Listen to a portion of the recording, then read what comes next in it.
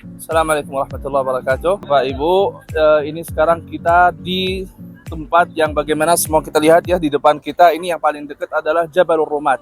Kemudian di belakangnya lagi itu gunung yang luas, itu semuanya Uhud.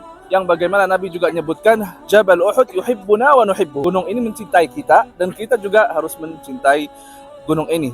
Di sini pernah kejadian salah satu termasuk perang besar di masa Islam. Ya, setelah kejadian ada perang namanya Ghazwatu Badr. Ya, yang bagaimana itu dulu di Mekah.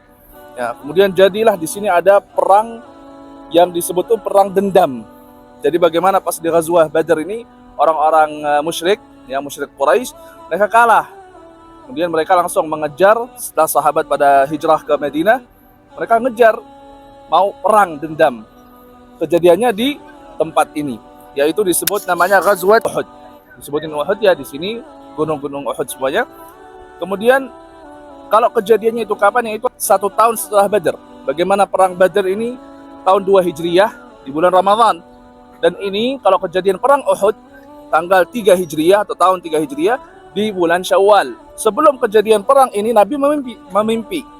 Ya, ada salah satu mimpinya adalah Nabi melihat ada sapi atau apa gitu yang kurang lebih ceritanya ada sapi yang menyembelih sapi dan lain-lain, cerita tentang itu menafsirkan Nabi bahwa ada dari keluarganya yang akan meninggal, ya yaitu pamannya Nabi. Di saat perang ini, ya yang di sini ada Jabal Rumat, ya terkenal ada sahabat yang namanya Khalid bin Walid. Khalid bin Walid ini di saat perang Uhud beliau belum masuk Islam, ya. Kemudian ada Abi Sufyan belum masuk Islam. Ini orang-orang yang cerdas dalam perang. Jadi yang bikin perencanaan sahabat Khalid bin Walid di tahun 3 Hijriah, beliau bukan orang muslim, masih dari kufar Quraisy. Dan perang ini tuh kalau kita lihat dan baca sejarahnya adalah orang-orang kufar musyrikin Quraisy ada 3.000 orang. Sedangkan sahabat di sini ada 700 dan banyak yang menjadi korban.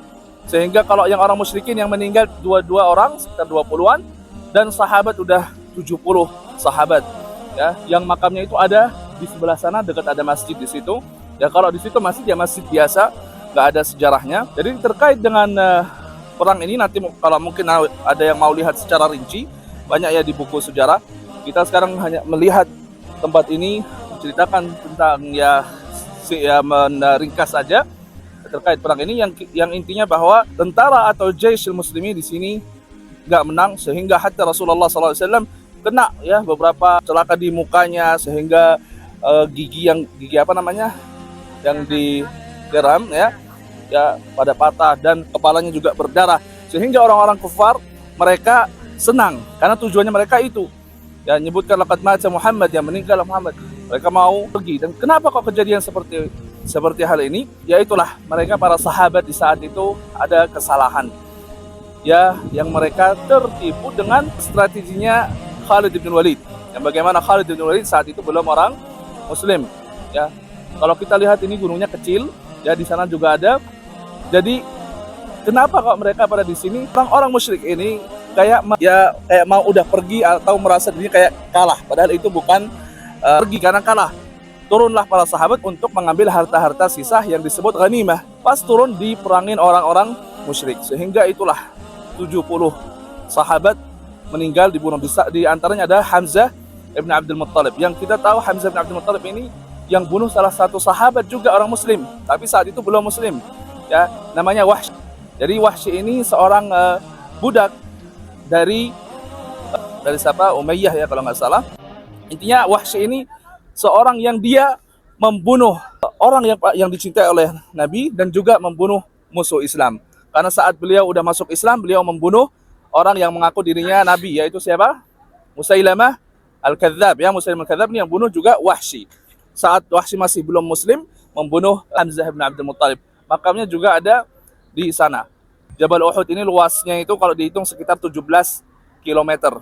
Jadi luar biasa luasnya. Itu di sana nanti ada makamnya Hamzah bin Abdul Muttalib. Begitupun ada makamnya para sahabat yang lain. Ada cerita yang terkait dengan pernah kejadian di sini banjir yang besar di abad yang dah lama sekitar ratusan tahun setelah wafatnya beliau. Mereka para sahabat yang ada di sini pas kejadian banjir, airnya atau tanahnya pada pada itu naik ya, keluar dari pasirnya, dan orang-orang yang ada di sini melihat langsung para sahabat yang meninggal, sehingga dia menceritakan darahnya itu seakan baru meninggal gitu ya, karena mereka para syuhada.